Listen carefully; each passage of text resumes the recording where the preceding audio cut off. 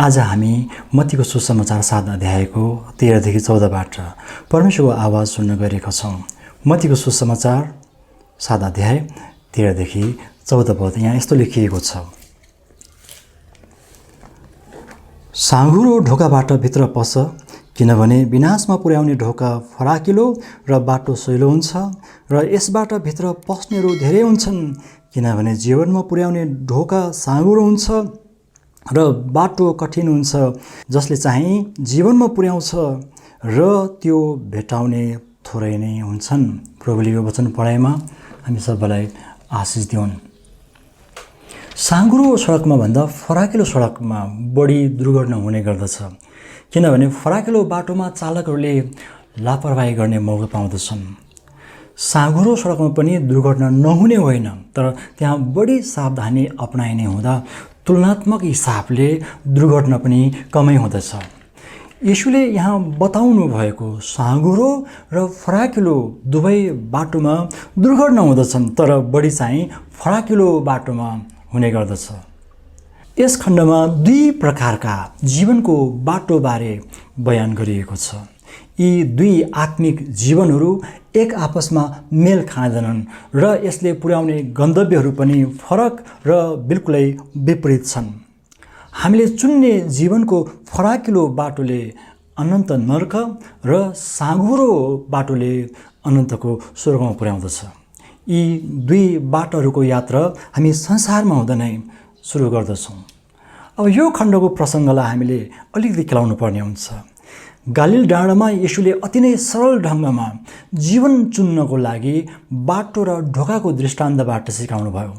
यो खण्ड यति सरल छ कि जीवन र मृत्युलाई बुझाउनको लागि साँघुरो र फराकिलो, सजिलो र कठिन, धेरै र थोरै, जीवन र मृत्युको तुलना गरिएको छ, जुन चाहिँ बुझ्न एकदमै सरल छ।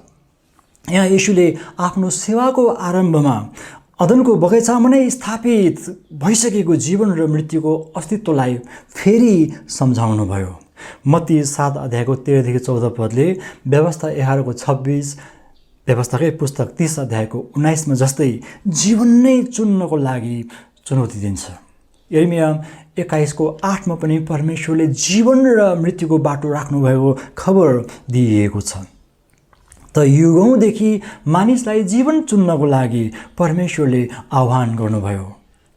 मत्ती 7 अध्यायको 13 देखि 14 पनि एउटा हामीले खबरदारीको कुरा पढ्दछौँ। वास्तवमा यो खबरदारीको खण्ड हो कि हामीले जीवन चुन्नको लागि गाह्रो र साँघुरो बाटो चुन्नु पर्दछ। यो खबरदारी मात्र नभएर प्रेरणादायक खण्ड पनि हो। यसकारण आज हामी येशू नाम गरेको बाटो चुनौँ भन्ने विषयमा केन्द्रित भएर यो वचनलाई बुझ्नेछौँ। पहिलो कुरा त कठिन बाटो र ढोकाको छनौट हामीले गर्नुपर्दछ। 13 पदको पहिलो भाग र 14 पदलाई हामी सँगै राखेर व्याख्या गरौँ। क्रिस्चियन जीवन भनेको साँघुरो बाटोबाट हिँड्नु र साँघुरै ढोकाबाट प्रवेश गर्नु हो। यो कठिन जीवन जिउने निर्णय हो। यहाँ लेखिएको ढोका र बाटो बीच एकदमै अन्तर सम्बन्ध छ। ढोकाबाट बाहिर निस्किने बित्तिकै बाटो भेटिन्छ र बाटोको अन्तिम गन्तव्य भनेको चाहिँ ढोका हो। ढोका भेटाउन बाटोबाट हिँड्नुपर्छ र बाटो भेटाउनलाई ढोकाबाट निस्कनु पर्दछ। मानिसले जीवनलाई सरल ढङ्गले बुझोस् भनेर यीशुले बाटो र ढोका जस्तो साधारण विषयबाट बडो गम्भीर विषयमा सिकाउँदै हुनुहुन्छ। उहाँले ढोकाको विषयमा सिकाउनु हुँदा मानिसले आफ्नै घर, सहर, मन्दिर र झ्यालखानाका प्रवेशद्वारलाई बुझ्दथे। र यूहन्ना 10 अध्यायको प्रसङ्ग हेर्ने हो भने यो ढोकाले चाहिँ गोठको ढोकालाई पनि बुझाउँदछ। ढोका सुरक्षाको चिन्ह हो, आउजाउ गर्न मिल्ने ठाउँ हो, यो मौका पनि हो। येशू स्वयं ढोका हुनुहुन्छ र अनन्त जीवनमा प्रवेश गर्नको लागि हामी यही येशू नाम गरेको ढोकाबाट प्रवेश गर्दछौँ र त्यो ढोकासम्म पुग्नलाई येशू नाम गरेकै बाटोबाट हिँड्दछौँ। जीवनको अर्को नाम बाटो हो। साँघुरो र फराकिलो ढोका भए जस्तै बाटो पनि साँघुरो र फराकिलो छ। येशू आफै बाटो हुनुहुन्छ। हामीले पढेका छौँ योहन्ना 14:6 र उहाँलाई पछ्याउनेहरूले हिँड्नुपर्ने बाटो आफैले देखाउँदै हुनुहुन्छ, जुन साँघुरो र कठिन छ। यो बाटोमा हिँड्नको लागि चेलापनको कठोर अनुशासन चाहिन्छ। त येशू आफैले पनि सजिलो बाटो चुन्नु भएन। उहाँको जन्मदेखि मृत्युसम्मको अवस्थालाई हेर्नुहोस्। उहाँ गरिबीमा जन्मनुभयो। जवानीलाई हेर्नुहोस्, जवानीमा आफ्नो शिर अडाउने ठाउँसम्म थिएन। मानिसको डरलाग्दो शत्रु मृत्युलाई आफैले रोज्नुभयो, जुन मानवीय हिसाबले हेर्दा सबैभन्दा कठिनतम बाटो थियो। उहाँको मृत्युलाई विचार गर्दाखेरि तपाईँले बिर्सनु हुँदैन। यहुदी धर्मगुरुहरूको दबावले गर्दा पिलातसले येशूमाथि मृत्यु थोपरेको होइन। परमेश्वर आफै मानिस बन्नु पनि मानिसको समाजले बडो सरल ढङ्गले बुझ्न सक्ने गरी उहाँ आफैले साँघुरो बाटो चुन्नु भएको हो। यसरी येशूले हामीलाई साँघुरो बाटोबाट हिँड्ने सिद्धान्त मात्र सिकाउनु भएन, बरु कसरी हिँड्ने भनेर उहाँ आफैले त्यो बाटोमा हिँडेर देखाउनु भयो। त्यसकारण हामी येशूलाई हेर्दछौँ त उहाँ चाहिँ साँघुरो बाटो हुनुहुन्छ। हामी उहाँद्वारा हिँड्दछौँ। त यहाँ उल्लेख गरिएको बाटो र जीवनलाई नजिकबाट निहाल्ने क्रममा येशूले चुकाउनु भएको मूल्यबाट यो बुझ्न सकिन्छ कि हामी आफैले पनि चुकाउनु पर्ने मूल्य कम छैन। यसको लागि सबैभन्दा पहिलो कुरो, चेलाहरूले यो बाटो र ढोका चिन्नु पर्दथ्यो र कठिन छ भन्ने तथ्यलाई स्वीकार्नु पर्दथ्यो। दोस्रो कुरो, चिनिसकेपछि बहाना नगरी त्यस बाटोबाट हिँड्नु पर्दथ्यो भने ढोकाबाट चाहिँ प्रवेश गर्नु पर्दथ्यो। तेस्रो कुरो, यसबाट हिँडे बापत र ढोकाबाट प्रवेश गरे बापत पाइने अनन्त जीवनको इनामलाई सुनिश्चित गर्नु पर्दथ्यो। यस दृष्टिकोणबाट ख्रिस्टियन जीवनलाई हेर्दा यो मूल्य चुकाउनु पर्ने जीवन हो। यो अरूको भन्दा भिन्दै तरिकाले जिउने जीवन हो। यो सजिलो छैन। साँघुरो बाटो कहिल्यै पनि हाम्रो पहिलो छनौटमा पर्दैन, किनकि स्पष्ट लेखिएको छ कि यसलाई चुन्ने र यसबाट हिँड्ने एकदमै थोरै हुन्छ। यो बाटोबाट हिँड्दा होसियारी अपनाउनु पर्दछ।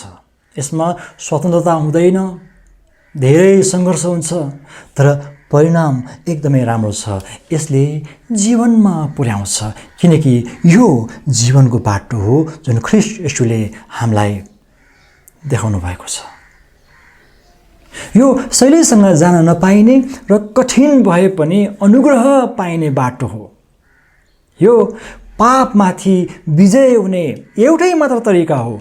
यो बाटोबाट हिँड्नको लागि येशूले परिवर्तन गर्नुभएको त्यो नयाँ हृदय चाहिन्छ र उहाँको डोराउने त्यो हातलाई समाउनको लागि हामीसँग दरो विश्वास चाहिन्छ। अब हामी एकछिन ढोकाको चर्चा गरौँ। यो पनि बाटो जस्तै साँघुरो छ। येशू नाम गरेको ढोकामा प्रवेश गर्दाखेरि निहुर्नुपर्छ, अर्थात् नम्र भएर प्रवेश गर्नुपर्दछ। यो भनेको पश्चातापसहित आफैलाई त्यागेर क्रुस बोकेर उहाँको पछि लाग्नु हो। हुन त यो ढोका सबैको लागि खुला छ, तर यसमा धेरैले रुचि देखाउँदैनन्, किनकि यहाँबाट जतनसँग प्रवेश गर्नुपर्छ। यो ढोकाको विशेषता यो हो कि यो कहिल्यै बन्द हुँदैन। यसले अनन्त जीवनमा पुर्याउँछ। अनि यो ढोका चाहिँ ख्रिस्ट येशू स्वयं हुनुहुन्छ। उहाँले योहन्नाको सुसमाचारमा भन्नुभयो, ढोका म नै हुँ, बाटो म नै हुँ। यो बाटो सबैले देखेका छन्, तर थोरैले मात्र चुनेका छन्। अब हामीले सिक्नुपर्ने व्यावहारिक पाठ यो हो कि येशू नाम गरेको बाटो र ढोकाबाट हाम्रो जीवनको यात्रा सुरुवात हुँदछ। यो यात्रा हामी संसारमा हुँदै नै सुरु गर्दछौँ र गन्तव्य चाहिँ उहाँसम्म पुग्नु हो। यो यात्रा हामी अरूभन्दा पृथक बाटोबाट हिँडेर सुरुवात गर्दछौँ। र पृथक जीवनशैली बिताएर अगाडि बढ्दछौँ। छुट्टै संस्कार र जीवनको सूत्रबाट चल्दछौँ। हामी पनि ख्रिस्ट जस्तै एक्लै हुने जोखिम उठाउनुपर्ने अवस्था आउँदछ। उहाँ आफै पनि क्रुसमा एक्लो पारिनुभयो, कसैले साथ दिएनन्। त्यो अवस्था हाम्रो जीवनमा पनि आउन सक्छ। यो बाटोमा हिँड्दा हाम्रा आफन्तहरू र इष्टमित्रहरूले साथ दिन नसक्ने अवस्था छन्। यो बाटोमा थोरै सङ्ख्या देखेर तपाईँ नआत्तिनुहोस्, किनकि उहाँलाई पछ्याउनेहरू थोरै नै हुँदछन्। ख्रिस्ट येशूले स्पष्ट भन्नुभएको छ। सच्चा ख्रिस्टियनहरू जहिले पनि अल्पसङ्ख्यकमा नै हुँदछन्, किनकि हामीले अपनाएको जीवनको पद्धति एकदमै असजिलो र कठिन छ। येशूलाई पछ्याउने निर्णय गर्नेहरूको लागि साँघुरो बाटो र ढोका बाहेक अर्को विकल्प दिइएको छैन। त परमेश्वरको राज्यमा प्रवेश गर्नको लागि आफ्नो आज्ञाकारिता देखाउने यो बाहेक अर्को उपाय हामीसँग छैन। यसैबाट हामी जीवनलाई चुन्छौँ र मृत्युलाई इन्कार गर्छौँ। याद गर्नुहोस्, हामीले चुनेको बाटो र ढोका एकदमै साँघुरो छ, तर खुसीको कुरा यो हो कि यसले हामीलाई जीवनमा पुर्याउँछ। यो सानो आशाको कुरा होइन मित्रहरू। त्यसकारण हामी येशू नाम गरेको बाटोबाट हिँड्दछौँ। अब हामीले दोस्रो कुरा पनि हेर्नु पर्दछ, त्यो हो हाम्रो बोलावट साँघुरो जीवन बिताउनको लागि हो। 13 पदको दोस्रो भागलाई सँगै राखौँ। यो कुरा सुन्दाखेरि तपाईँलाई अलिकति अप्ठ्यारो लाग्ला।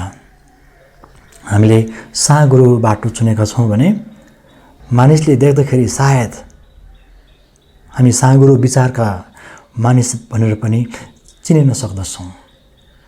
त्यसमा तपाईँ चिन्तित हुनु पर्दैन, किनकि येशू साँघुरो बाटो हुनुहुन्छ। मानिसले फराकिलो बाटो चुन्नुको कारण यो हो कि यसमा कसैको बाधा र विरोध हुँदैन, पुग्नुपर्ने गन्तव्य पनि हुँदैन, आफूलाई मन लाग्ने काम गर्न पाइन्छ, जहाँ पनि हिँड्न पाइन्छ। यसमा घुम्तीहरू हुँदैनन्, उकाली ओह्राली पनि हुँदैनन्, पालना गर्नुपर्ने नियमहरू पनि हुँदैनन्। तपाईँ यहाँबाट हिँड्नु भएन भने तपाईँको विरोध हुन सक्छ। कतिपटक त मारिन पनि बेर लाग्दैन। यसमा हिँड्ने संस्कार बसिसकेको हुन्छ। यो त संस्कृति नै बन्छ। यो फराकिलो बाटोबाट हिँड्न तपाईँलाई प्रेरणा दिनेदेखि लिएर दबाब दिने मानिसको कहिल्यै कमी हुँदैन। धेरैजना यही बाटोबाट हिँडिरहेको कारण हामीलाई शङ्का हुँदैन कि म कतै गलत बाटोमा त छैन। शैतानले पनि खासै दुःख दिँदैन। यो बाटो सबैजना हिँडिरहेको कारण म पनि ठिक बाटोमा छु भन्ने भ्रममा हामी पर्दैनौँ। वास्तवमा यो भ्रमले भरिएको बाटो हो। यो बाटो चुन्नेहरू बढी हुँदछन्, किनकि यो सबैको रोजाइमा पर्ने बाटो हो। तापनि हामीले बुझ्नुपर्ने कुरा यो पतित मानिसले चुन्ने बाटो हो। त वास्तविकता यो हो कि फराकिलो बाटोमा हिँड्ने मानिस खुब थाक्दछन्, किनकि धेरै कुराहरूमा उनीहरूको ध्यान जाँदछ, धेरै कुरामा व्यस्त हुँदछन् र अन्तमा चाहिँ असन्तुष्टिमा टुङ्गिन्छ। त्यसै गरी साँघुरो बाटोमा हिँड्ने थोरै हुन्छ। यसमा संसारले दिने अभिलाषमय सुख सुविधाका कुराहरू हुँदैनन्। धेरै रोकटोक हुँदछन्। आफूलाई जे मन लाग्छ त्यो गर्न पाइँदैन। यो बाटोमा सबै कुरो स्वीकार्य हुँदैन। यसमा धेरै घुम्तीहरू हुँदछन्, उकाली ओह्रालीहरू हुँदछन्। यसमा हिँड्ने थोरै भएको कारण यही बाटोबाट हिँड्न तपाईँलाई प्रेरणा दिने मानिस पनि अति नै थोरै हुँदछन्। यो चलिरहेको परम्पराभन्दा फरक हुन्छ। छोड्नुपर्ने र समाउनु पर्ने कुराहरू स्पष्ट दिइएका छन्। शैतानले दुःख दिन्छ, तर खुसीको कुरा यो हो कि यो बाटोमा ख्रिस्ट येशू कहिले अगाडि, कहिले पछाडि, कहिले हाम्रो साथमा उहाँ हिँडिराख्नुहुन्छ। तिमीहरूलाई आगोबाट र पानीबाट डोर्याउने छु भन्ने परमेश्वरको वचन साँघुरो बाटोमा हिँड्नेहरूको लागि मात्रै हो र तिनीहरूले मात्र यो वचनको रहस्यलाई बुझ्न सक्दछन्। येशू बाटो त हुनुहुन्छ नै, अझ ठेट कुरा यो हो कि उहाँ साँघुरो बाटो हुनुहुन्छ। यहाँबाट क्रुस बाहेक अर्को कुरो बोक्न भ्याइँदैन, सकिँदैन पनि। र यो बाटोमा हिँड्नेहरू जतनसँग हिँड्न जानेनन् भने खस्दछन् र हामीमध्ये कतिजना खसेका पनि छौँ। परमेश्वरको इच्छा यो हो कि हामी साँघुरो बाटोबाट हिँडौँ, किनकि यसले हामीलाई जीवनमा पुर्याउँछ। यो बाटो आफै हिँड्न नसक्ने भएको कारण डोर्याउन हामी सँगसँगै ख्रीष्ट येशू हिँडिराख्नुहुन्छ। उहाँले आफ्नो त्यो हात पसार्नुहुन्छ, त्यो हातलाई हामीले समाउनु पर्दछ।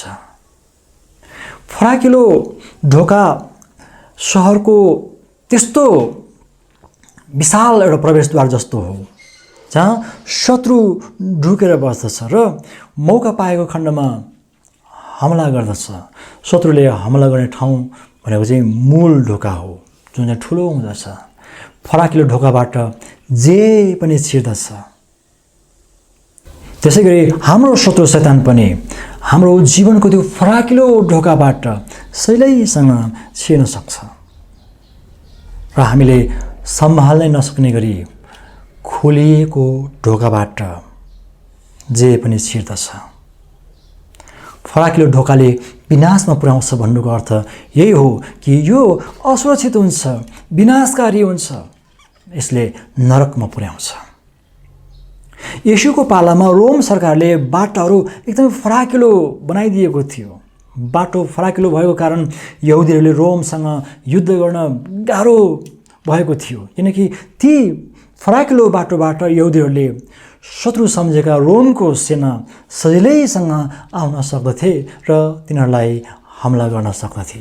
यसको अर्थ यो हो कि हामी पनि फराकिलो बाटोबाट जीवन बिताउँछौँ भने आफू सजिलोसँग हिँड्ने बाटोमा शत्रु पनि सजिलैसँग आउन सक्नेछ, जसको विरुद्ध हामी युद्ध गर्न सक्ने छैनौँ। चारैतिरबाट ती शत्रुहरूले सजिलै हमला गर्नेछ। त ख्रीष्ट येशूले यहाँ हामीलाई चुन्नको लागि आह्वान गर्नुभएको बाटो हाम्रो आफ्नै अनुभव, आफ्नै ज्ञान बुद्धिबाट हिँड्न सकिँदैन। यसको लागि येशूलाई हामीले हेर्न जानेको हुनुपर्दछ। हिब्रू 12:2ले त्यही भन्छ, हामी उहाँतिर हाम्रो आँखालाई केन्द्रित गर्दछौँ र विश्वास बिना उहाँलाई पछ्याउन धेरै गाह्रो छ। यहाँ हामीले सिक्नुपर्ने व्यावहारिक पाठ यो हो कि हामी साँघुरो बाटो चुन्नेहरूलाई फराकिलो बाटोमा हिँड्ने परीक्षाहरू आउन सक्दछन्। साँघुरो बाटोमा भएर पनि फराकिलो बाटोमा हिँड्ने तरिका अपनाइएछ र लापरवाही गरिएछ भने ठुलो दुर्घटना आउन सक्दछ। खसेपछि उठ्न निकै गाह्रो हुँदछ। हामीसँग पछाडि फर्कने ठाउँ छैन। यो बाटो कस्तो छ भन्ने जानकारी लिनको लागि पर्याप्त मात्रामा हामीले वचनबाट पूर्व ज्ञान लिनुपर्ने हुन्छ, अनि ती मध्येमा यो पनि एउटा हो। साथै साँघुरो बाटोमा हिँड्नेहरूले येशूलाई हेर्न सिक्नु पर्दछ, नत्र हामी अल्पत्र परेका यात्री जस्ता हुनेछौँ। कतिपटक यो बाटोको जोखिमबारे हामीलाई थाहा हुँदैन, सजिलो सम्झेर हामी हिँडिरहेका हुँदछौँ। आराधना वा चर्चमा नियमित धाइरहेका हुन सक्दछौँ, बाइबल पनि सायद पढिरहेको हुन सक्दछौँ, अरूले गरेको देखेर एउटा क्रिस्चियनले गर्ने कर्तव्य पुरा गरिरहेका पनि होलान्, तर यतिले पुग्दैन। चाहे ढोका वा बाटोको कुरा गरे पनि आखिर हाम्रो सुरुवातको बिन्दु र अन्तिम बिन्दु चाहिँ ख्रीष्ट येशू नै हुनुहुन्छ। हामी उहाँबाट सुरु गर्दछौँ र उहाँमा नै अन्त होइन, बरु हामी उहाँमा पूर्णता प्राप्त गर्दछौँ। तपाईँ र मैले चुनेको बाटो तपाईँले भिड देख्नुहुन्न, तर कतिपल्ट हामी चाहिँ भिड खोजिरहेका हुँदछौँ। आफू जस्तो मानिसहरू नदेखिँदा एक्लोपनको महसुसबाट सताइन सक्दछौँ। येशूलाई विश्वास गर्दा परिवार, समाज, देशै छोड्ने वा जानेसम्मका चुनौती नआउला भन्न सकिँदैन।